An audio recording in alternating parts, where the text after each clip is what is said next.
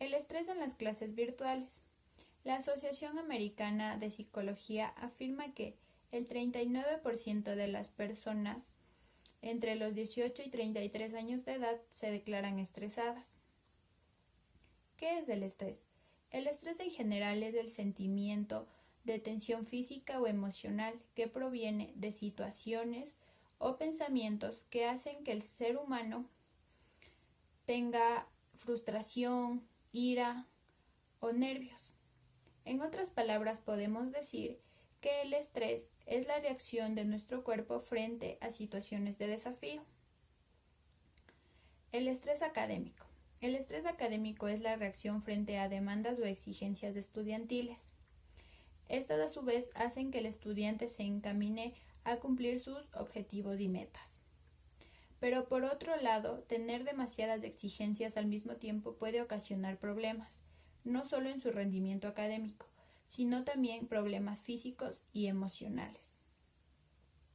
Los jóvenes que presentan estrés son más propensos a desarrollar cuadros de ansiedad, insomnio, depresión y entre otras patologías. Ser estudiante es estar en un constante aprendizaje.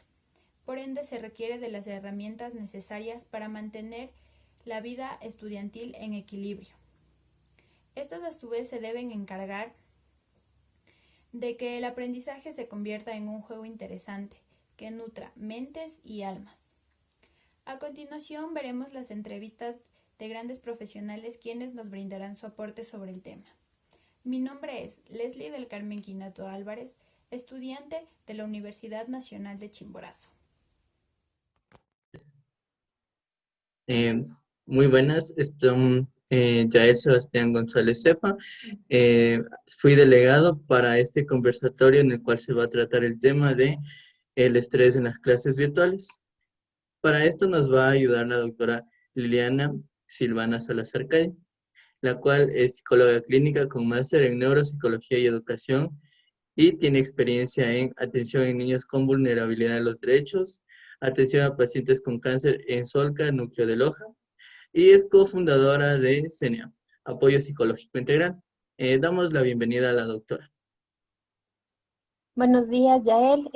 Bueno, yo te agradezco por la invitación y por tomarme en cuenta para este conversatorio importante de un tema realmente importante que hoy en día muchos estudiantes se ven identificados con este malestar, lo podemos llamar así. Así que Claro. de esta manera yo te agradezco por la invitación y vamos a continuar con todas las preguntas o incertidumbres que tú puedas tener ante este tema tan importante. Claro, como usted sabe, por el inicio de la pandemia se crearon y se normalizaron las clases virtuales.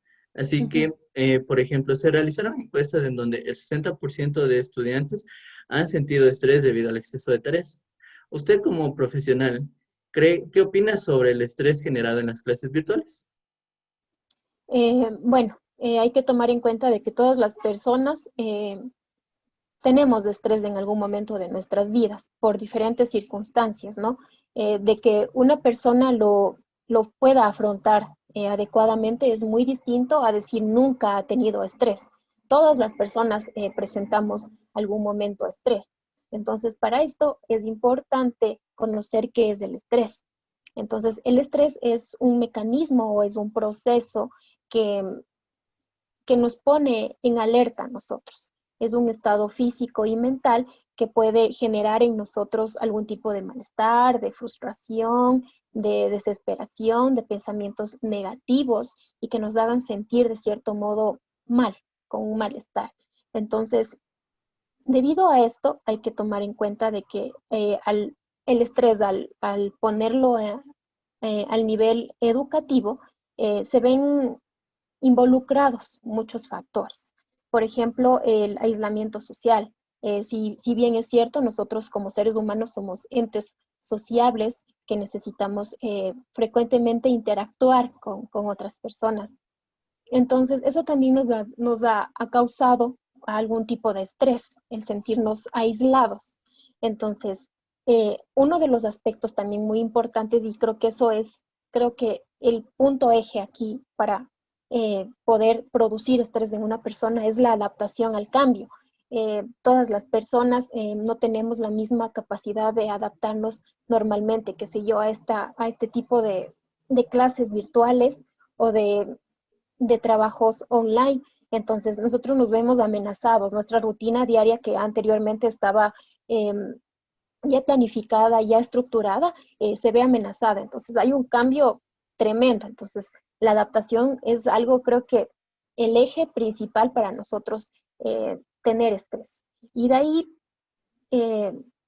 puede venir la metodología que ahora, como tú lo mencionaste, se ha cambiado la metodología de online, clases online, trabajo online.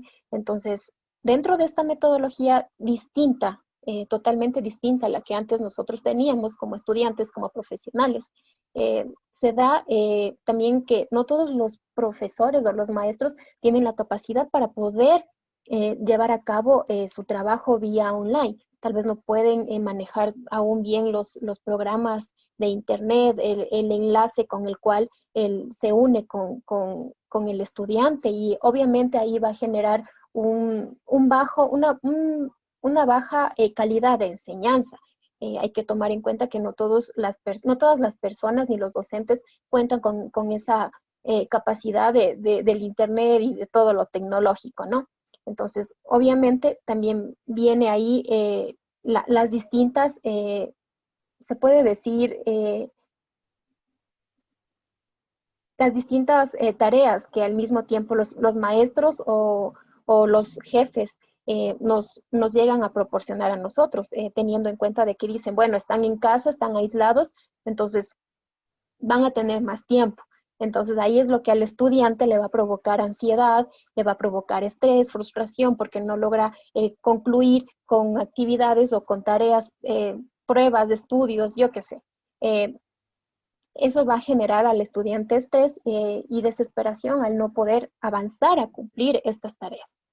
Claro. Entonces, definitivamente el estrés hoy en día es algo que muy comúnmente lo vas a sentir tú como estudiante o yo como trabajadora, ya que aún no nos podemos adaptar tal vez con facilidad, o tenemos que aún estar en estas actualizaciones de mecanismos o de metodología que se está llevando a cabo.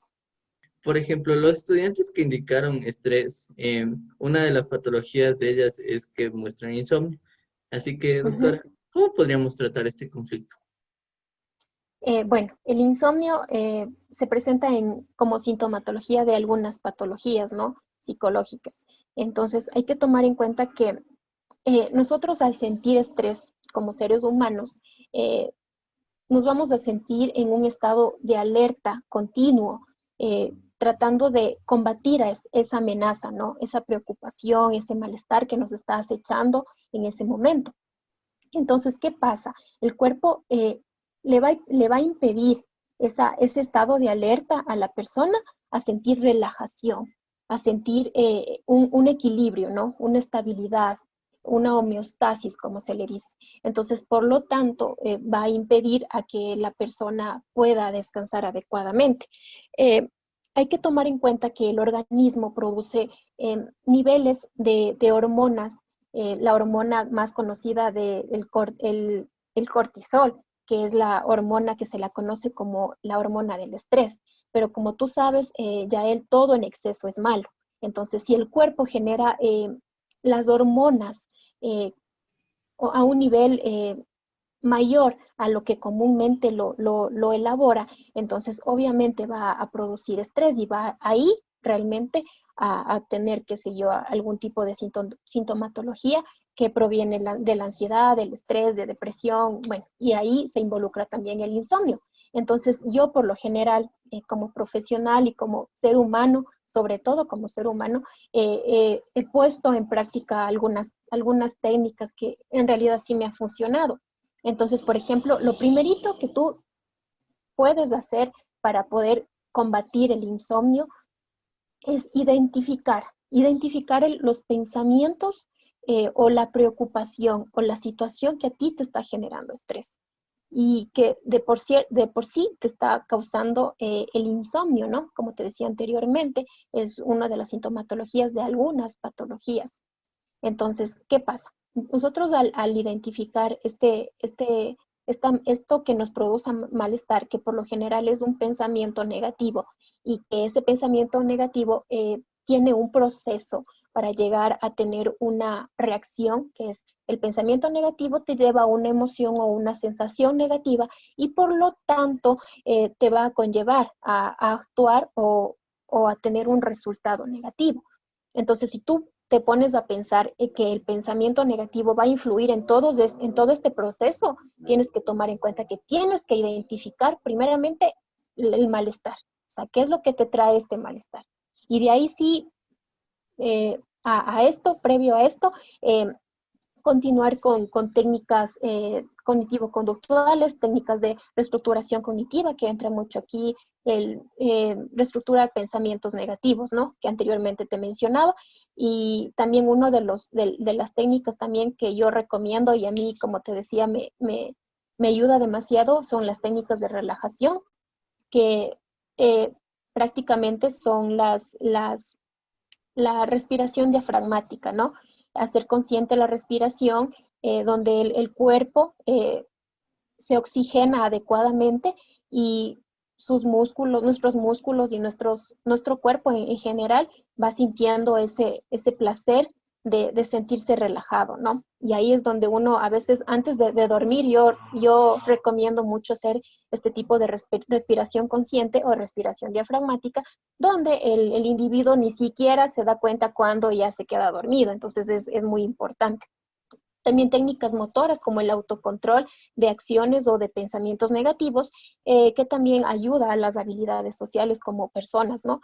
Y todas estas hay que tomar en cuenta que podemos añadirle aquí estrategias para combatir el estrés, que obviamente va a ayudarte a ti como persona a sentirte más tranquilo y poder descansar adecuadamente, como hacer ejercicio, tomarte 10 a 15 minutos de lapso de descanso en cada actividad que tengas prevista hacer. Entonces, eso es lo que yo puedo recomendarte para que puedas combatir esto del insomnio, que es realmente muy desgastante para el cuerpo y para la mente, obviamente. Listo, doctora. Una cosa más sería, por ejemplo, usted conoce que hay varios tipos de estrés. ¿Nos podría hablar un poco sobre el estrés patológico y sus síntomas? Claro, a ver, eh, el estrés patológico, bueno, en realidad hay que tomar en cuenta que para ser patológico eh, tiene que verse afectado todos los ámbitos en los que nosotros nos relacionamos. Por ejemplo, el ámbito familiar, se ve afectado el ámbito, qué sé yo, escolar, el ámbito laboral, el ámbito social. Entonces, en los ámbitos en los que uno se desenvuelve se ve afectado. Eso hay que tomar primerito como, se puede decir como un llamado de atención. Bueno, si ya está perjudicando en mis distintos ámbitos, entonces tengo que ya estar alerta, ¿no? A los siguientes síntomas o a los siguientes llamados de atención que me puede generar el estrés. Entonces existen sintomatología física y sintomatología mental. Obviamente hay que tomar en cuenta que esta sintomatología tiene que tomarse en cuenta aproximadamente con previo tiempo de anticipación, que sé yo, un mes aproximadamente. Si esta sintomatología se encuentra muy latente, entonces hay que tomar en cuenta eso. En los síntomas físicos, dolor de cabeza, problemas estomacales, tensión muscular, dolor en el pecho, que muchas de las personas dicen, tengo taquicardia, pero son los dolores que por lo general el estrés provoca esto. Fatiga, existe también un libido disminuido, eh, también el desorden de sueño, puede ser pesadillas, insomnio, como antes lo mencionábamos. Y por otro lado, la sintomatología mental, que provoca ansiedad, puede provocar estrés, inquietud, frustración, irritabilidad, incapacidad de recordar con facilidad las cosas, de concentrarse. Eso es lo que por lo general una persona se ve expuesta al tener este tipo de estrés. Muchas gracias. Entonces, ¿una persona por sí sola puede darse cuenta que está pasando por algún tipo de estrés? Claro, tú tienes que, si a ti algo te produce malestar, si tú te das cuenta y sientes y eres consciente de que algo en ti no está bien, de que esto te está generando algún tipo de malestar dentro de tu área universitaria, de tu área de trabajo, de tu área familiar, y que no estás funcionando adecuadamente o dentro de estos ámbitos, y con esta sintomatología sumada y con lo que te decía, la frecuencia, la duración y, y la intensidad con la que se presentan esta sintomatología, es ahí donde tú tienes que darte cuenta. Por ejemplo, si a ti te duele la cabeza o tienes algún tipo de dolor en la pierna o algún tipo de fractura, yo qué sé, tú sientes el malestar, entonces vas al médico, ¿no es cierto? Entonces, de igual manera pasa con nosotros, o sea, si sentimos algún tipo de malestar asociado a alguna situación, siempre se va a generar iniciado por una situación previa, ¿no? Entonces ahí vienen los pensamientos recurrentes negativos que te generan a ti una emoción o una sensación negativa, trayendo a ti una reacción negativa o un resultado, como te decía anteriormente. También sería otra, por ejemplo, el desánimo o la desmotivación que sufren los estudiantes en las clases virtuales. Por ejemplo, tal vez muchos que están acostumbrados a clases presenciales, tal vez se quedan con la duda de alguna clase y como acabamos de mencionar anteriormente, el tiempo no nos da ni tanto al docente como al estudiante. ¿Cómo se podría manejar en el desempeño de los estudiantes esto? Bueno, influye directamente el desánimo o la desmotivación, como le quieras llamar, que es algo similar, ¿no? A esto del rendimiento académico de un estudiante. ¿Por qué razón? Porque si tú sabes, el desánimo es todo lo contrario al ánimo, es la pérdida de la actividad o de la energía que tú quieras hacer o que le pongas a cierta actividad, la desmotivación, la pérdida del impulso que a ti te genera realizar cierta actividad. Entonces, imagínate si una persona no tiene una motivación o se siente desanimada al asistir a clases o hacer alguna tarea, entonces no va a tener ese impulso, esa energía para poder sobrellevar esas actividades, ni mucho menos estudiar. Entonces, hay que tomar en cuenta también que los estudiantes se ven expuestos ahora debido a estos cambios de esta metodología que ahora se está usando del Internet, se ven expuestos a experiencias de, de fracasos, eh, qué sé yo, de alguna tarea, de alguna exposición, de algún examen. Entonces, no hay nada peor que eso, que tener una experiencia negativa y dejarnos llevar por ese fracaso que tuvimos anteriormente, ¿no? Y anticiparnos y decir, bueno, pues en la anterior clase tuve una mala experiencia en la lección oral que tuve con dicho profesor. Esta semana me va a ir peor, o sea, ya estoy involucrándome y anticipándome a que me va a ir mal. Entonces, obviamente me va a desmotivar. Ahí es donde yo entro y siempre te recomiendo que que tengas en cuenta cómo el pensamiento negativo influye en ti. O sea, ya estoy pensando, ¿no? O sea, ya me estoy anticipando a lo que me va a ir mal, me va a ir súper mal, igual que la anterior clase. Entonces, obviamente me va a generar el desánimo, me va, me va a traer una reacción negativa o una acción negativa. ¿Cuál es?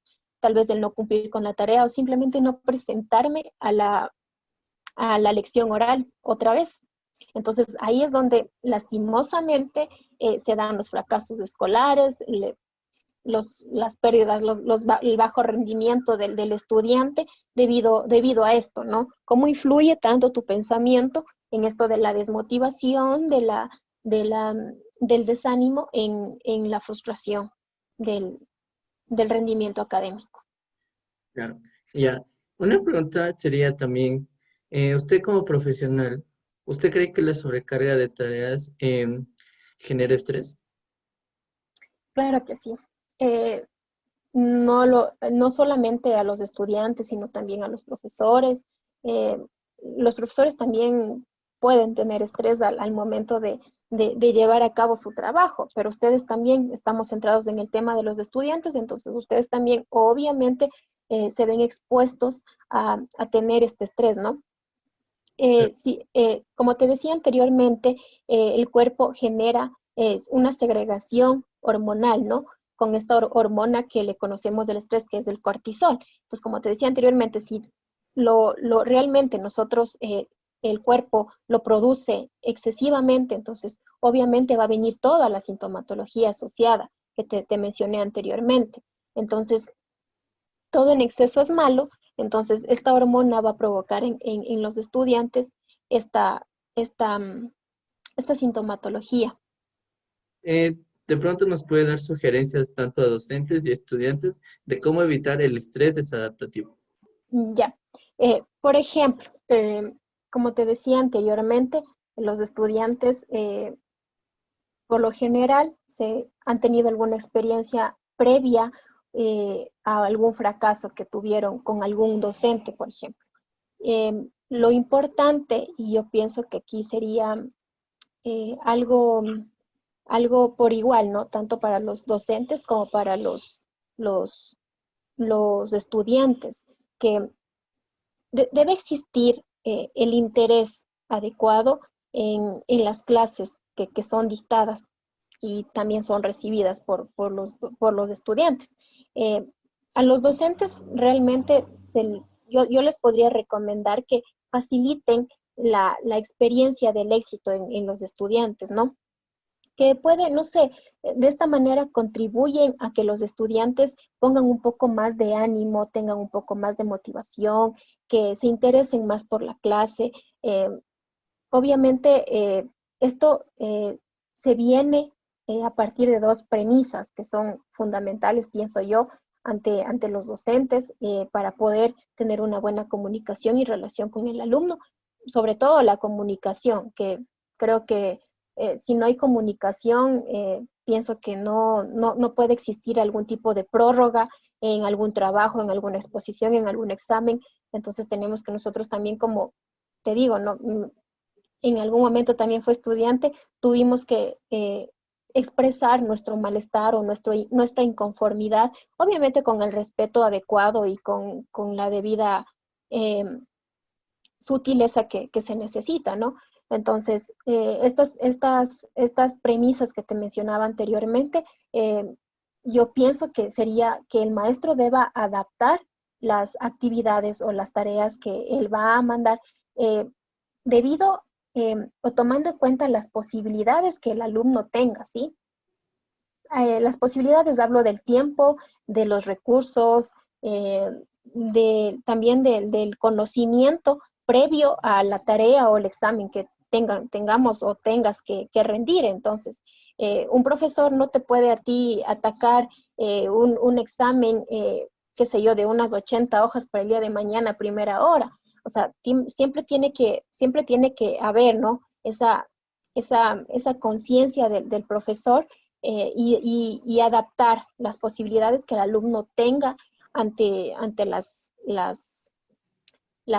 actividades que tenga que presentar para él o para otros profesores. Y también de este modo despertar el interés en los alumnos hacia su materia. Las clases deben ser más lúdicas, deben ser más entretenidas, hasta para que el alumnado, bueno, diga, me toca hoy con el fulanito doctor. Entonces, bueno, hoy me voy a conectar porque son súper dinámicas, existen casos, qué sé yo, experiencias, e incluso que yo me identifico como estudiante, por ejemplo. Entonces me llama la atención, hace preguntas que no solamente tengo que responder sí o no, sino que me hacen reflexionar, que me hacen razonar, que nos hace participar a todos para que no todos estemos acostados en la cama, solo viendo la clase y esperando que se acabe. Entonces, yo pienso que sería una de las actividades o de las premisas que un docente debería tener para poder llevar a cabo mejor su manera de enseñanza, y sobre todo que sea productiva, ¿no? Que sea eficaz para el estudiante. Listo, doctor. Entonces, esto sería para concluir. Entonces, se daría por finalizado este conversatorio sin antes, primero agradecerle por su tiempo, por haber aceptado estar aquí y por la valiosa información que nos acaba de proporcionar, doctora. Así De que nada, yo te agradezco mejor a ti. Muchas gracias por tu invitación.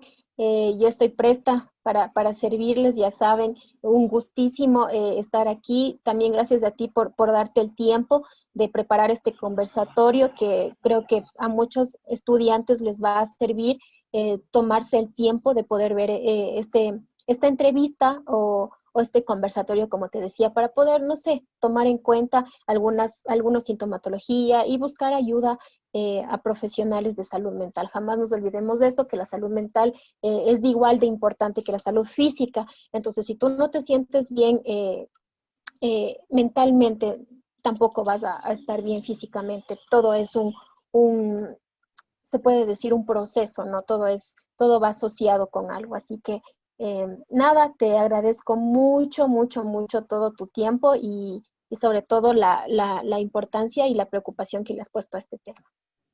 muchas gracias.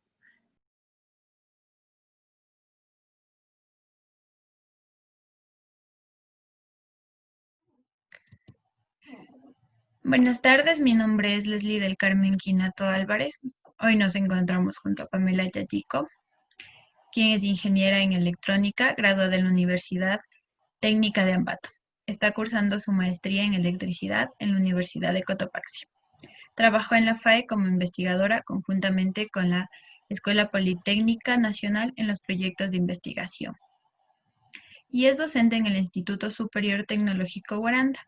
Le damos una cordial bienvenida, ingeniera. Muchas gracias, Leslie. Gracias por esa presentación también.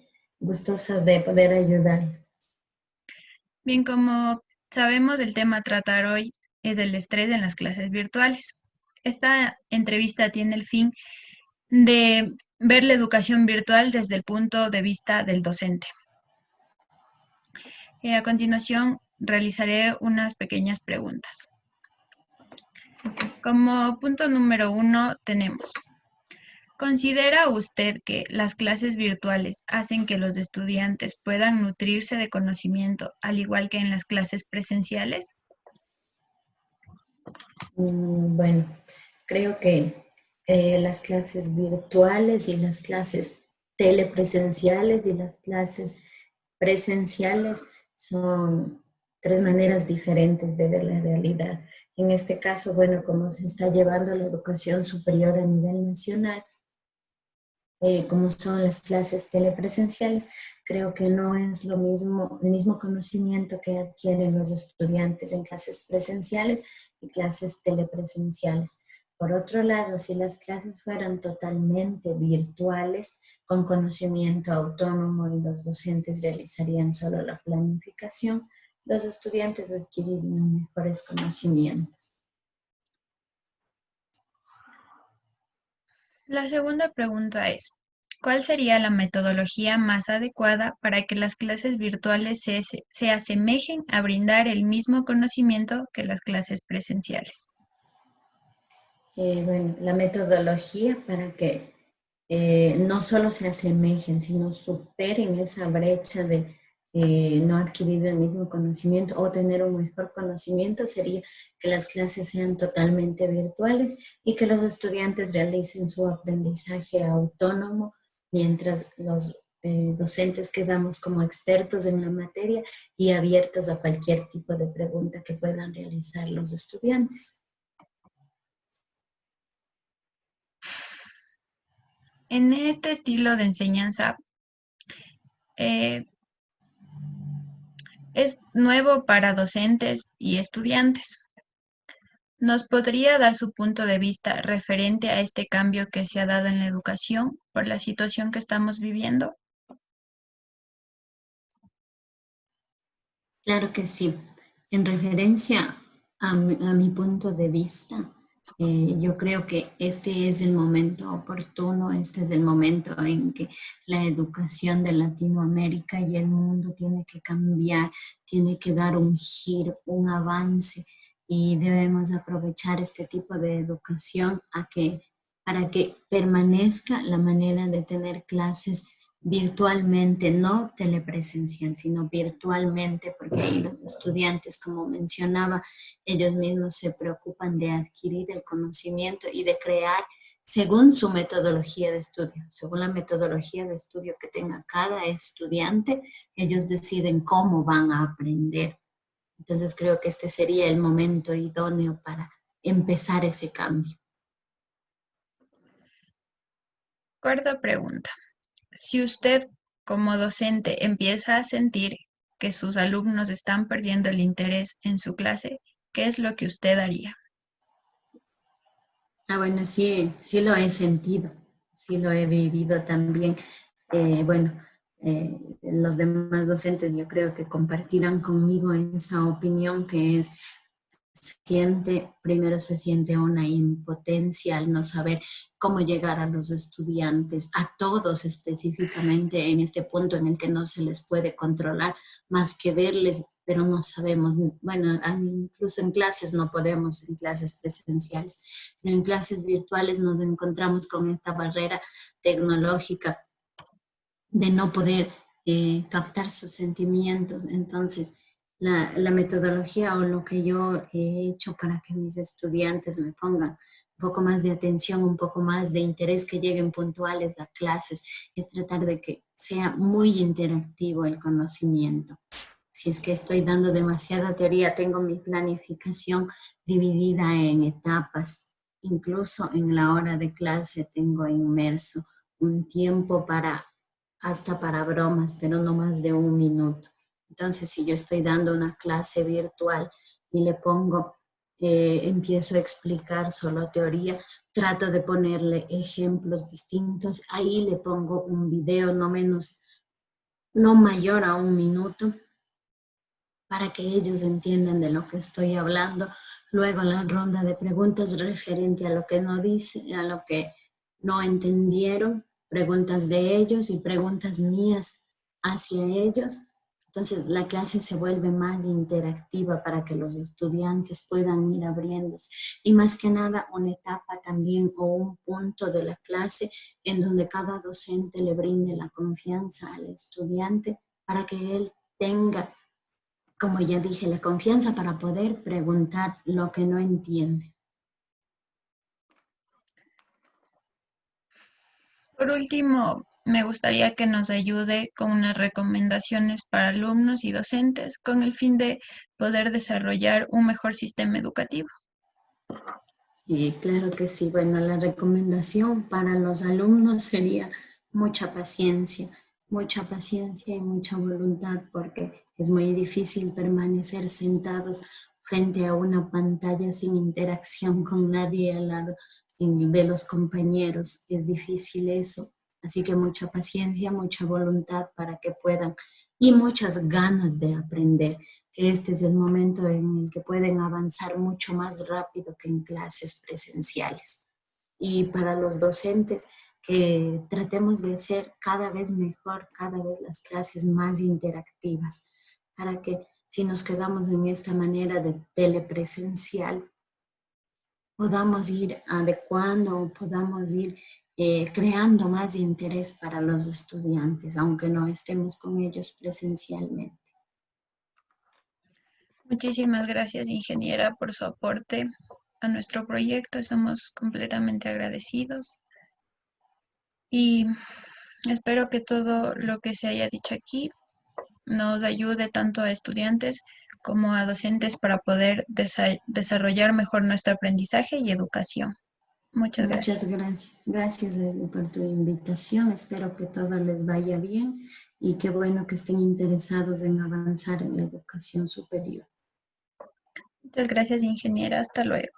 Hasta luego, pasen bien.